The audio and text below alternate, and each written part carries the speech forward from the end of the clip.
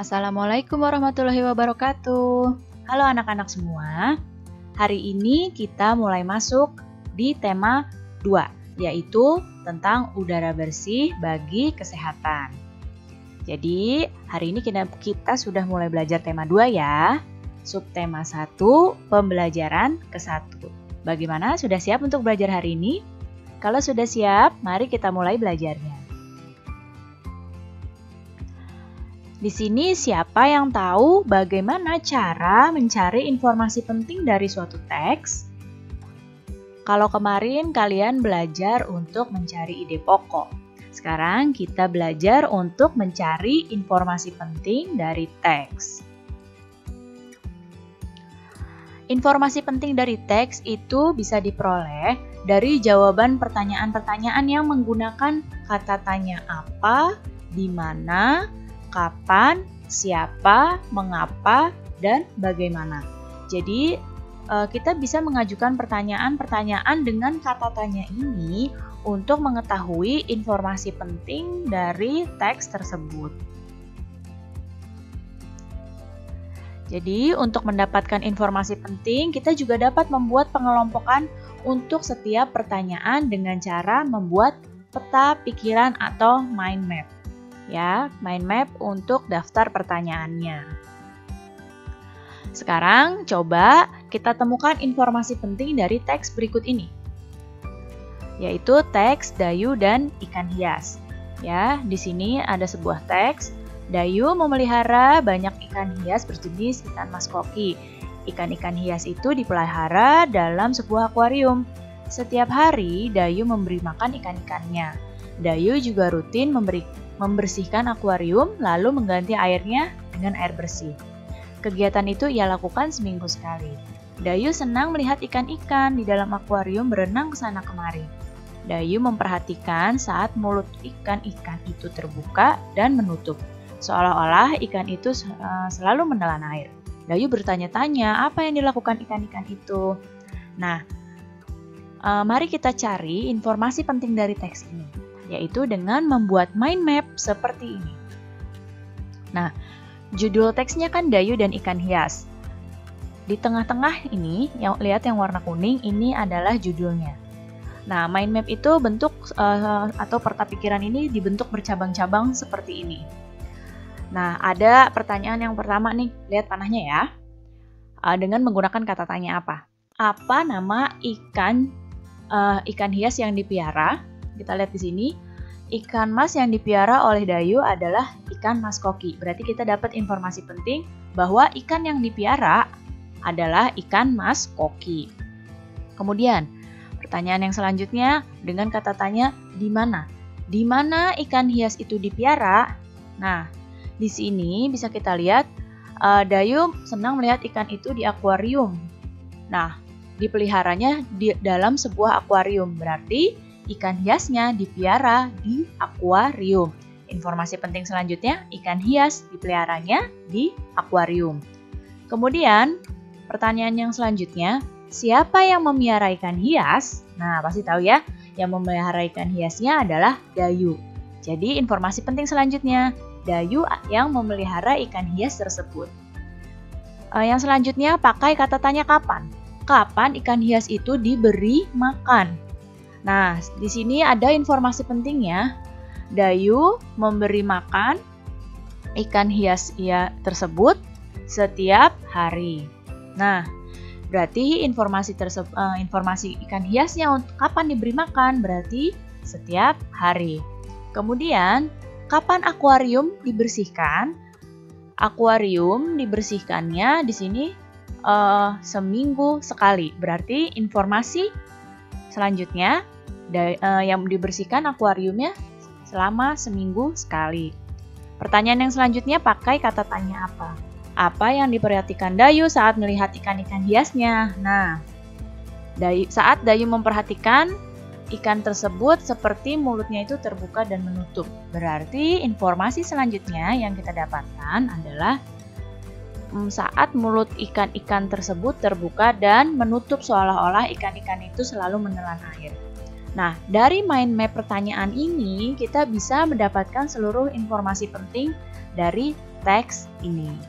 Ya, jadi untuk memperoleh informasi penting dari suatu teks, kita bisa membuat daftar pertanyaan dengan mind map seperti ini, dengan kata tanya apa, di mana, siapa, mengapa, bagaimana, bisa juga dengan berapa. Ya, jadi dengan kata tanya tersebut, kita bisa menggali informasi-informasi penting dari teks.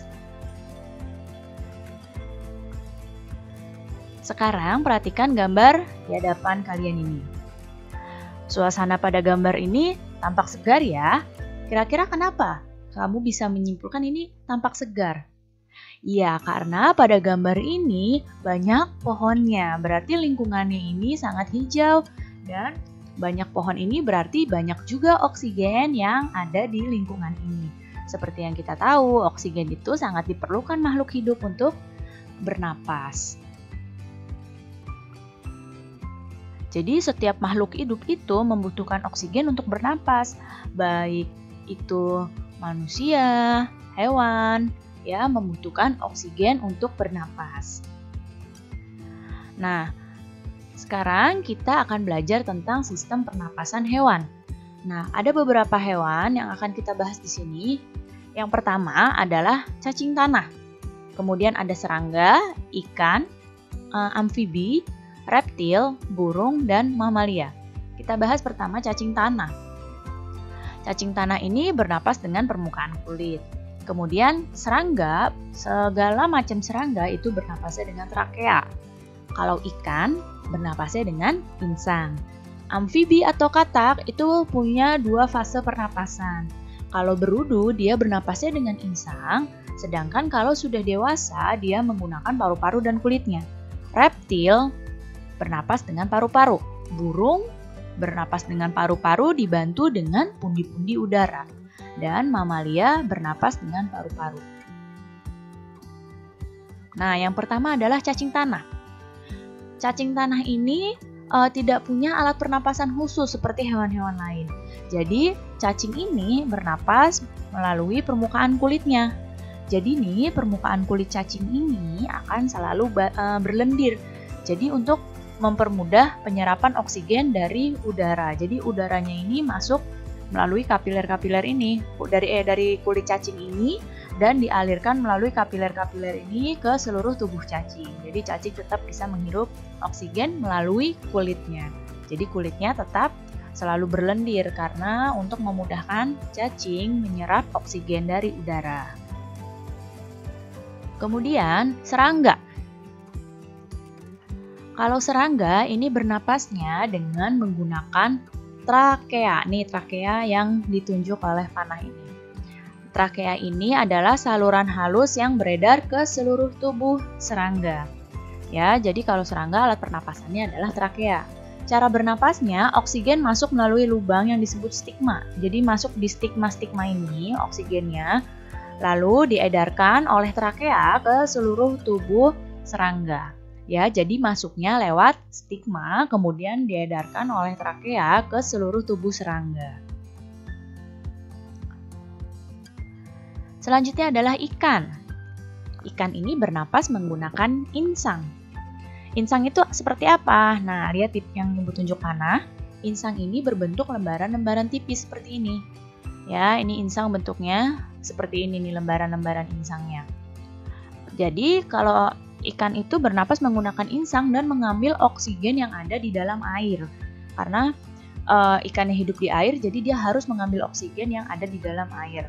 Nah, di sini air yang mengandung oksigen masuk melalui mulut ikan. Nah, di sini masuk melalui mulut ikan. Kemudian mulut ikan ini nanti tertutup dan airnya akan keluar lewat insang yang terbuka, sedangkan udaranya masuk ke tubuh ikannya. Ya, jadi air masuk melalui melalui mulut, kemudian mulut ikannya ini tertutup dan air akan mengalir ke bagian insang yang terbuka, sedangkan oksigen yang masuk ke tubuh ikan dan terjadilah pertukaran oksigen dengan karbon dioksida. Oh iya, kalau makhluk hidup ini seperti hewan, ketika menghirup, udara yang dihirup itu oksigen. Sedangkan yang dikeluarkan dari tubuh hewan adalah karbon dioksida, ya. Kemudian selanjutnya adalah amfibi atau katak. Amfibi ini adalah hewan yang hidup di dua alam. Ya, kalau katak itu hidup di air dan di darat. Makanya katak disebut dengan amfibi. Jadi amfibi itu punya dua tahap hidup. Nah, kalau katak ini ketika hidup di air, dia bentuknya kecebong dan ini adalah katak dewasa. Nah, ketika katak ini hidup di air, pada fase berudu, ini bernapasnya dengan menggunakan insang. Sedangkan ketika di darat, katak ini bernapas dengan paru-paru dan kulit. Nah, di sini amfibi memiliki kulit yang selalu lembab dan basah untuk membantu pertukaran oksigen dan karbon dioksida. Selanjutnya adalah reptilia atau hewan yang melata.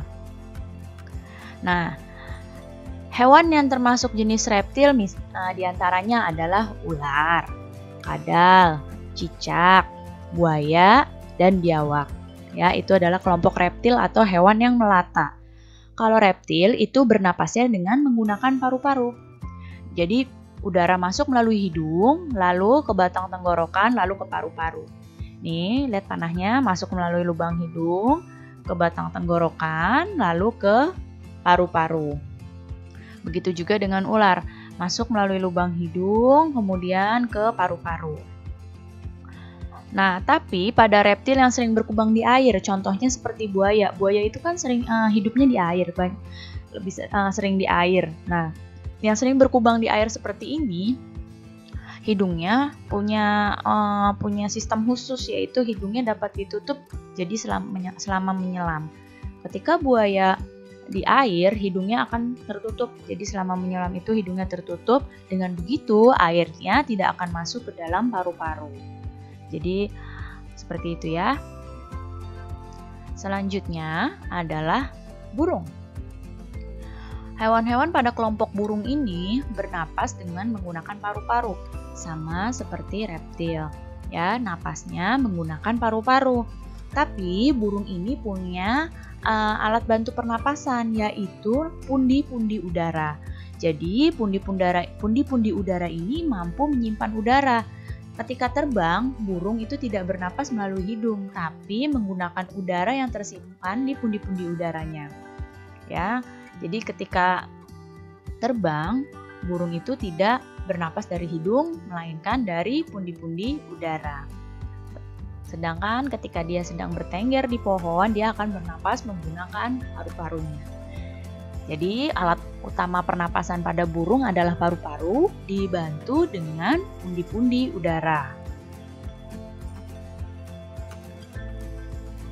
Selanjutnya adalah mamalia.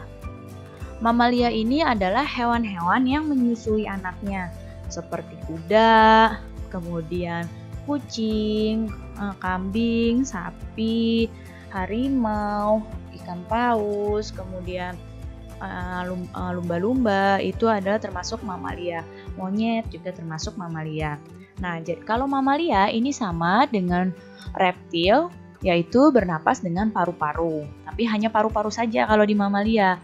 Jadi oksigen ini masuk melalui hidung, lalu ke tenggorokan, lalu ke paru-paru. Nah, kalau mamalia yang hidup di air bagaimana bernapasnya? Nah, mamalia yang hidup di air bernapas dengan cara memunculkan diri ke permukaan air secara berkala, atau kadang-kadang dia suka muncul di permukaan air untuk mengambil udara. Seperti ini. Lumba-lumba dan paus ini merupakan mamalia yang hidup di air, tapi mereka kan tetap butuh oksigen untuk bernapas. Jadi, kedua hewan ini akan sesekali muncul ke permukaan air untuk apa? Untuk mengambil oksigen yang ada di udara. Nanti baru dia menyelam lagi ke air. Jadi ketika tubuhnya hewan ini sudah butuh oksigen, maka akan muncul ke permukaan air. Ya, secara berkala lalu mengambil udara, baru masuk lagi ke dalam air. Baik, cukup sekian ya penjelasan Ibu kali ini. Mudah-mudahan kalian dapat paham dan mengerti. Terima kasih anak-anak semua, sampai jumpa lagi. Wassalamualaikum warahmatullahi wabarakatuh.